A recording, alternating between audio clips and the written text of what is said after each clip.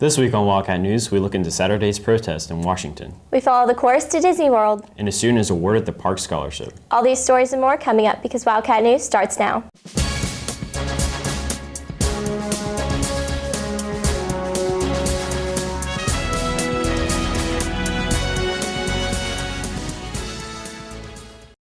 Good morning, West Johnston. I'm Chase Faircloth. And I'm Landry Connors. This week in the news, independent centrist Emmanuel Macron and far-right Front National leader Marine Le Pen are the two candidates running for the presidency of France after the country's two major parties crashed. There is a major debate over the security issue due to more than 230 people killed in terrorist attacks in the past 18 months. Bill O'Reilly returned to the public eye on Monday on his new podcast. Fox News cut ties with O'Reilly last week after the multiple alleged sexual harassment cases at the office. The New York Times revealed that 5 women were paid $13 million to settle harassment claims. In other news, protesters gathered in Washington, D.C. on Saturday, April 23rd for the March for Science. Hannah Creech reports. On Earth Day, a march was held in the nation's capital to raise awareness for science and research. People gathered from all across the United States to stand up for what they believe in. Sophomore Leah Stafford attended this protest and explains her intentions behind her poster. My sign is actually a quote from the Lorax that says, "Unless someone like you cares a whole awful lot, it's not going to get better, it's not." I thought that quote kind of fits with the environmental theme that's kind of going on around here, and it's really important that we keep the environment safe. Nicole Williams is an active neuroscientist at Cornell University and is marching to support her career and passion. We're doing strong research to help the people and help society at large, and we're finding answers to questions that haven't been discovered yet. We're on the frontier and we're pushing the envelope to potentially advance medical research and human life expectancy. Michael Clark is a geologist and environmental law student, and he believes this event is about scientists coming together for a greater cause. There is huge support. A lot of people in the science community are activists as well as scientists, but to really just show that, there's pretty significant support, Protester Kevin Eswine believes that the march should not be a political issue and be more about science as a whole. Just go not even a mile that way, you get to the Smithsonian Air and Science Museum. All those museums are visited by Republicans and Democrats every day. Those aren't political museums. This shouldn't be a political rally either. It's just for science. I'm Hannah Creech reporting live from Washington, D.C. as the marchers end their march at the Capitol building. Thanks, Hannah. The chorus took a trip to Orlando, Florida for a performance. Mason Butcher followed them there. The Honors Chorus group took a trip to perform at Walt Disney World.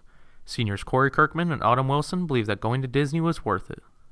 It was a pretty good experience. We made it, or at least I made a couple of mistakes, but it was overall a good experience and good opportunity for us to take. At first, I was really nervous because, first of all, I've never been to Disney, and performing somewhere as big as Disney was really scary. But after the fact, we felt really proud and really excited. Wilson believes that her big role in the performance is what caused her to be anxious. I get nervous about every performance, but this one was definitely one to be nervous about because I had to choreograph everything for the show, so my name was going on this as well as Miss Rose, so I was definitely nervous. Both Kirkman and Wilson believe that there's something special about performing at Disney. At Disney, I feel like we're held at a higher expectation because the man who was in charge of it told us that for that day we were Disney performers. So we had a big weight on our shoulders in comparison to being big fish in a little pond at West. Well, Disney has a little bit more pizzazz than say our auditorium. It's just more open and there's more people and it seems just a hint of magic. I'm Mason Butcher, Wildcat News. Thanks, Mason. Now let's head over to Grayson Betts with the rundown. I'm Grayson Betts, and welcome to the rundown. Here's the last week's scores. Last Wednesday, women's soccer won 6-1 against East Wake. Friday, varsity softball won 2-0 against Clayton, and varsity baseball won 6-1. Here are some of the highlights. Last Wednesday, the Lady Wildcats hosted the East Wake Warriors. The Lady Wildcats had a slow start, but picked it up in the second half. Junior Corey Lawrence scored 2 goals. Junior Samantha Livermore scored a free kick. That's a good hit. Senior Robin Pollard scored 3 goals. The Lady Wildcats finished the game with a 6-1 win. For some students, balancing sports and extracurricular activities isn't an easy task. Landry Connors reports.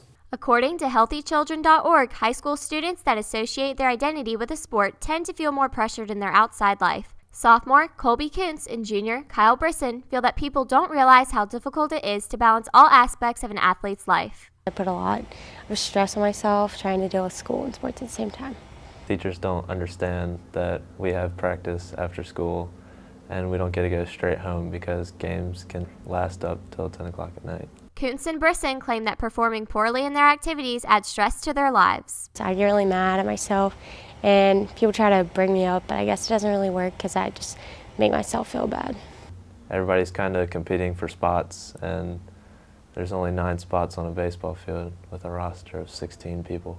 Kuntz says she doesn't ever feel like giving up. This is something that I love so much, so I feel like during school season I really enjoy the sport because I'm with my friends and everyone that I'm always around, so it's really fun. Kuntz and Brisson feel that their lives would be drastically different without their athletic careers. I feel like I wouldn't be as outgoing because in volleyball you have to talk a lot and it just makes you a better person, I feel like.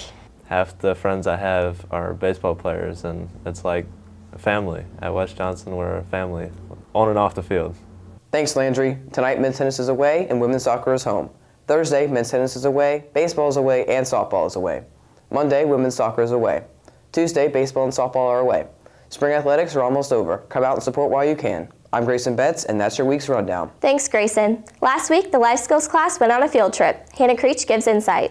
On Friday, April 21st, the life skills class traveled to Smithfield-Selma High School to meet with other schools across the county for the Special Olympics.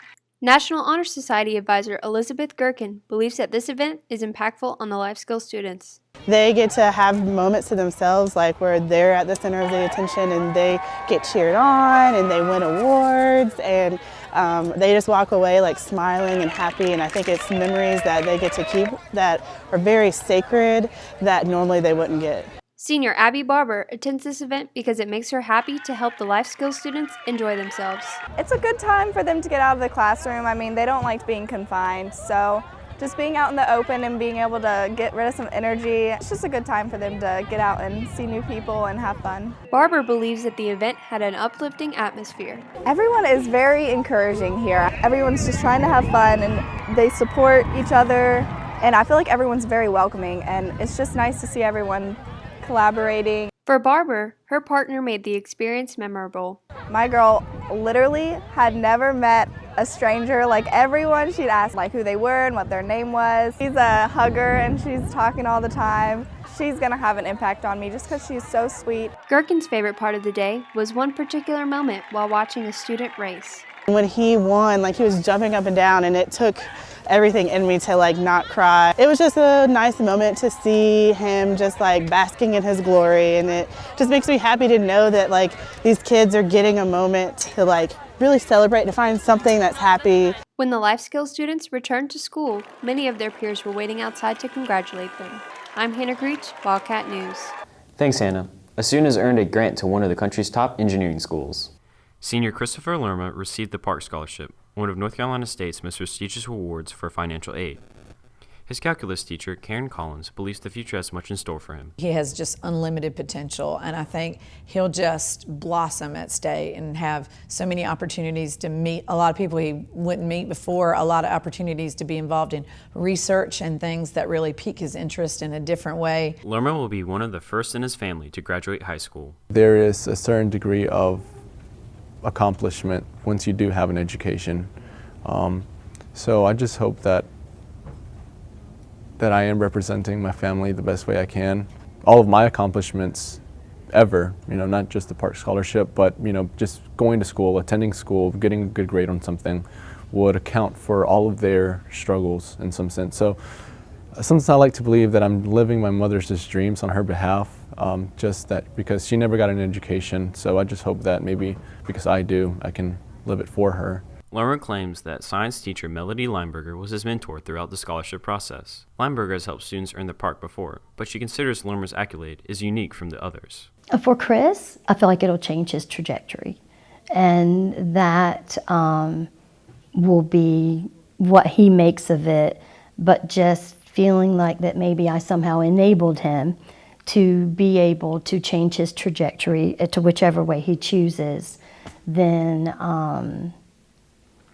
that's why I teach. Lerma thinks students do not understand how he got here. Who I am because I work hard, not just because I am smart. You know, I guess smart would be a little bit of an overstatement. I work for what I do. You know what I mean? It's not just something you're born with. You're born at the top of the class. No, I worked hard to get there. Senior Zachary Taylor is Lerma's best friend. Taylor sees more than just the park in Lerma. Well, I think I'm proud of Chris, not for getting the park scholarship, but for who he is as an individual and for who I've come to know him as a person. You know, like even without the park scholarship, I would still be proud of him because he's a great person to me. But definitely getting the park scholarship, I was very proud of him. It was kind of, you know, it's nice to see your friends succeed and the people who you've kind of, I guess, grown up with or grown with, I should say. It's nice to see them doing well. And I was very happy for him that he got it, for sure. I'm very excited for both of us, you know, just to see where life takes us, like in college and beyond. Even though we're going to different schools, I feel like we'll still like stay in touch and be good friends. Like NC State's not far from Duke. Lerma is excited for what comes next. It's going to be like the catalyst to me accomplishing my goals. The park scholarship, that's not that wasn't the end goal. You know, it's just the beginning. Me receiving the scholarship is going to like propel me to do even more. Congratulations, Chris. Well, that's all for us this week. If you have any comments, questions, or story leads, email us at wjstudentmedia@gmail.com or send us a tweet at wjstudentmedia. And if you want to watch Wildcat News at home, on the go, or catch up on past episodes, go to wjstudentmedia.com or subscribe to our YouTube channel. I'm Chase Faircloth. And I'm Landry Connors. Thanks for watching and have a great week.